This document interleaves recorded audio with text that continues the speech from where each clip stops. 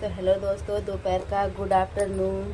हमारे YouTube channel में आप लोग का स्वागत है। आप लोग देख सकते हैं, मैं अपनी मम्मी को दिखाना चाहती हूँ कि मम्मी मेरी क्या बना रही है। तो देखा लोगों हमारी मम्मी क्या बनावत थी। ये मम्मी क्या बता दे के? तो अचार भी है। अचार, आम का अचार। केकर खाए के मन करता हमरे कमेंट बॉक्स में कमेंट करके बतावा लोगन। आम का अचार देख के तो मुँह में पानी जरूर आ जाए कि ना मम्मी? सही बात है कि ना? सही है। बता दे ना लोग के कह दे के खाए मगर थे आके खा ले हमरे घरे आके बोल दे मम्मी जेकर मन करे खाए के ते आ जा हमरे घरे। खा के जा।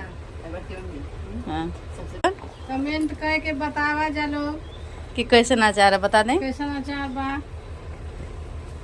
तो हमारी मम्मी कहनी है कमेंट करके लोग बतावा कि अचार कैसे न, तो कमेंट करके जरूर बताइए जा लोगन कि कैसे अचार है कैसे ना। ठीक है।